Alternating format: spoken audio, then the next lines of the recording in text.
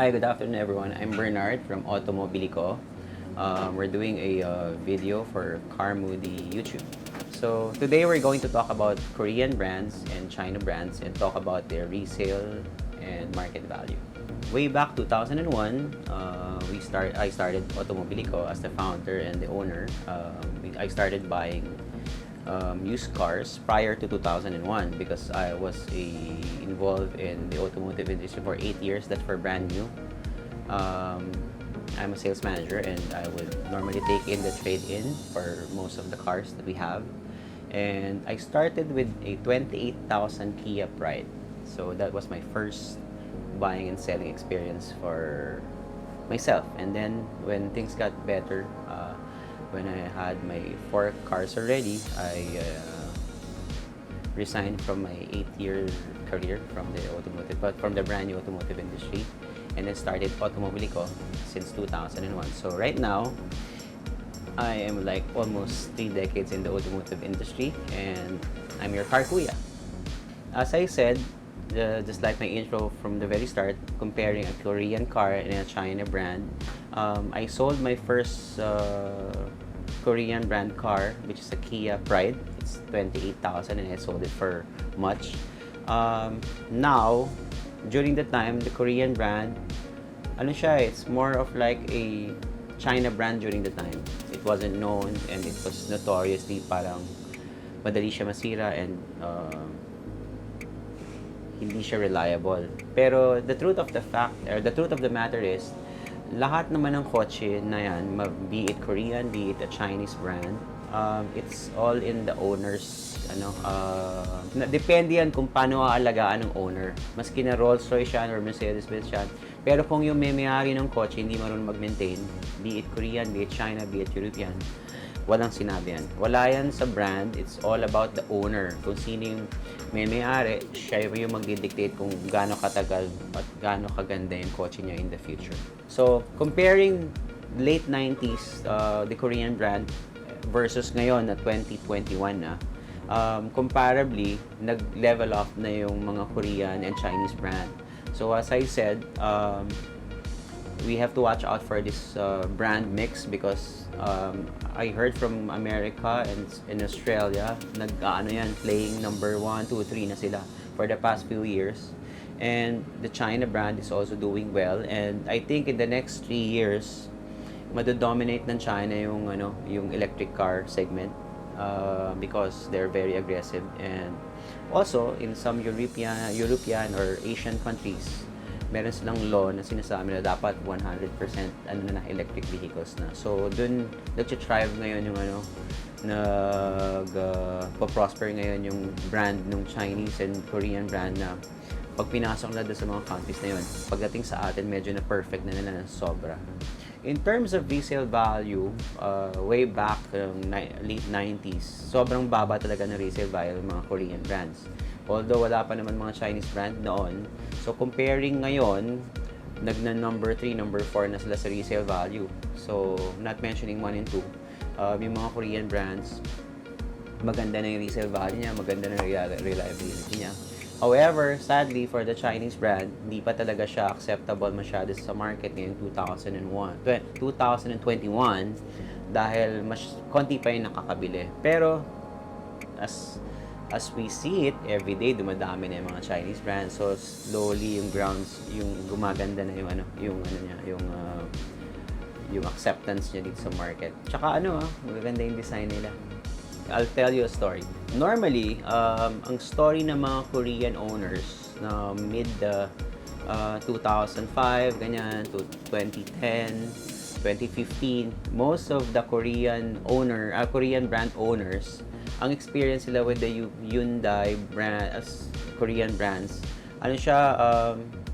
mahal yung pyesa at saka mahirap hanapin. Pero ngayon nag-level up na kasi just like any brand here in the Philippines, madali talaga magaling, very entrepreneurial yung mga Filipinos na marami kang sources ng mga parts na makukuha, be it original, surplus, mga Chinese brand, alam mo yun, maraming knock-offs dito sa Pilipinas. So, it's an advantage for all brand models na or mga users na mag-source out ng iba-ibang pyesa and marami rin tayo, mura din yung labor. So, madali magpagawa ng sasakyan. Ang problema lang sa atin yung maghanap ng reputable na mechanic or shops that would repair your cars na tama at yung mura at the same time. Ang nag-reflect sa market value ng Korean brands is number one, yung parts availability.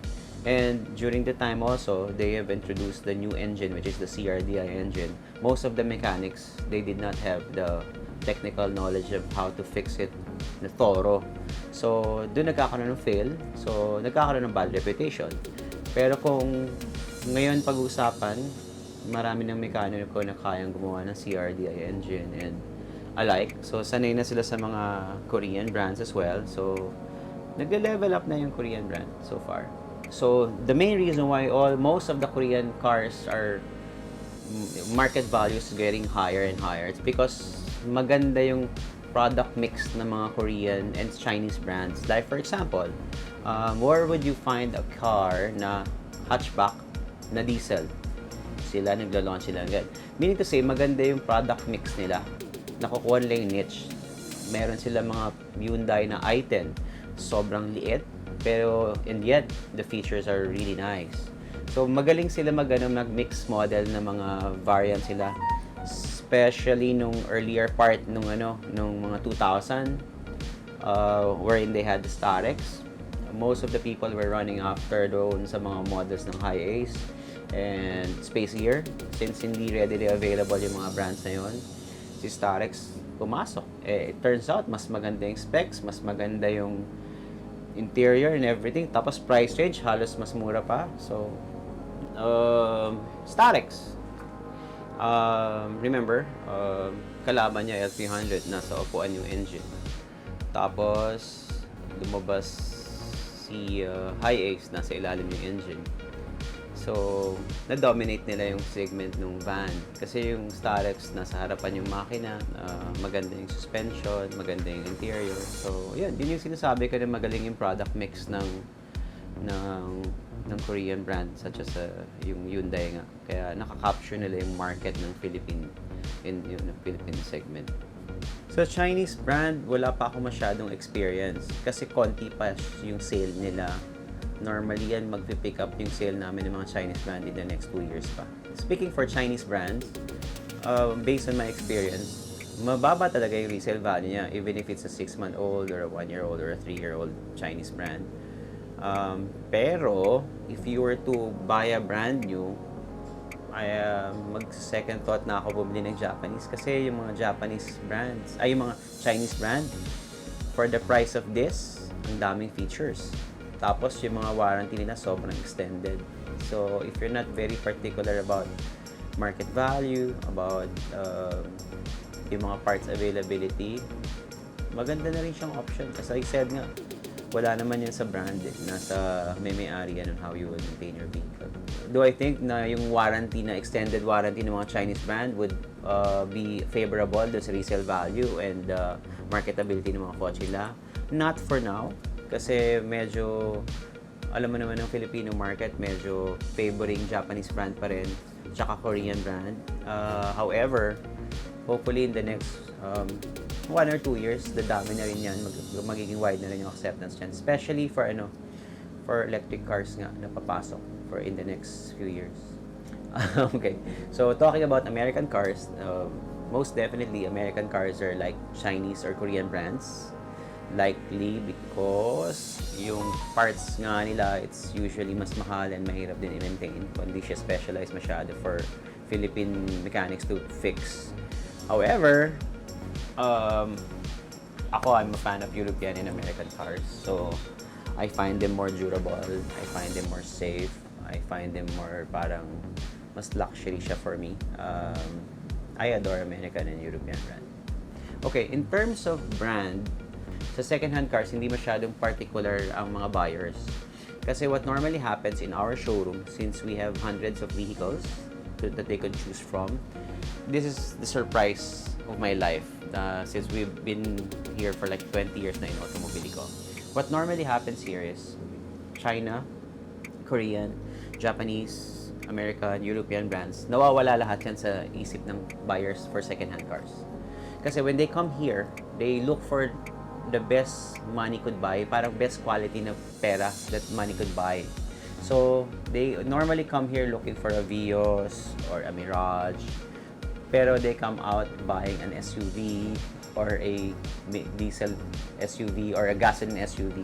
So, parang ano sila, what normally happens with the second-hand industry is, kung ano yung value ng pera nila, like, maghahanap sila ng best 500,000 na kotse. Hindi necessarily kung skala mo sedan. Hindi, yun ang nangyayari sa mga second-hand car buyers. However, sa brand new, yan. Kasi since marami silang pera, they can always choose the brand that they want. Kung sinabi lang gusto nila China, Korean, Japanese, European, American, yes, nasusunod dyan. Kasi, gagawin nila dyan is, sisilipin nila yung presyo nito mga kotse, and then they will look for the pinakamataas na specs. Pag nakita nila yung specs na, si China brand pala, pinakamaganda yung specs, tapos naka-SUV na ako, kesa mag-sedan lang ako. Ganun yung bibilin ng mga brand new na buyers for brand new. Nagkakaroon to na ma-magnify ito pag nasa showroom na sila ng second-hand cars. You will be amazed na 70% of the buyers nakala nila uuwi na meron silang sedan. Pag uwi nila, naka-SUV sila. Ano sila best, parang dadating sila dito, makita nila yung kotse. Ano yung pinakamagandang 300,000 na kotse? Pumunta sila SUV. Pag uwi nila, naka-sedan sila. Kasi, nag-downgrade sila sa year model na SUV. Ito lang yun. Pero dito, nag-upgrade naman sila ng higher year model, sedan na maganda. Yun ang iniuwi nila. Yung iba naman, kukuha naka-value sila ng mataas na year model ng sedan, biglang nakita mababang year model na SUV, dito na lang ako sa SUV. So, kung ano yung pinakamaganda sa car lot, yun yung mostly na doon sila napupunta. Pero however, some of them, we would normally qualify them kung ano yung how they will use the vehicle, o anong lifestyle nila, and then we tell them what's suited for them and kung ano talaga yon. You'll be surprised to find out na every time there's a buyer here, we qualify them, asking them kung ano yung lifestyle nila. Meaning to say, ano po ba yung daily na biyahe ninyo?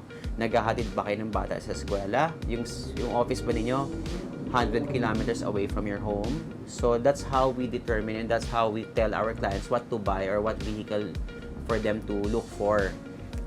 Maski na meron silang iniisip na kotse, we give them all these choices and we tell them the pros and cons for each and every car. Most often than not, nakikinig sila sa amin kasi kami yung expert nga. So, sasabihin namin sa kanila, so if you're doing 100 kilometers a day and your gas consumption and your gas budget is this, let's stick to what you want. Pero if we found out na ito pala yung kotse na gusto niya, tapos masyado siya nagtitipid, tapos ang biyahe niya pala sa isang araw, 20 kilometers lang, he or she ends up buying a luxury car or an SUV na pinaka-safe at pinaka-komportable. Parating ganun yan. So we tell them, are you a jeepney driver? Are you a taxi driver? Are you a Grab driver? Why are you thinking so much about fuel economy wherein you are at the age that you should be focusing on safety and comfort? So they end up listening to us. Kasi we have various cars to show and tell them na, this is suited for you and this is what you want. But wholly, it's your decision. Pero if you're gonna ask us, if the mileage that you consume daily is this, it's not reasonable for you to get a car, the smallest, cheapest, or the smallest, most high yung model na pinakamodelo. It's not suited for you. You go for this. Pero yung iba naman, looking for a bigger car, and then biglang, yung biyahe pala nila sa isang araw mahaba, and then we tell them, ito, baka gusto nyo i-consider to. So, if we're talking about the old times na when you buy a Korean in a Chinese brand na sobrang gamble siya, at sobrang loser ka, or sobrang sama ng kotse na mabibili mo, hindi na yun ngayon applicable. Kasi ngayon, most cars that are in the market are reputable and as reliable as they can be. So, kasi ngayon buyer's market ngayon. So, they really are leveling up to the customer's needs. So, no matter what you choose, nasa lifestyle mo yan, nasa function mo yan, ikaw ang masusunod. and price range mo yan. Basta yung importante dyan is yung user. As long as you take care of your vehicles on their periodic maintenance schedule, you will enjoy your vehicle definitely. And again, this is Bernard Liberia from Automobilico for Carmudi YouTube. Thank you.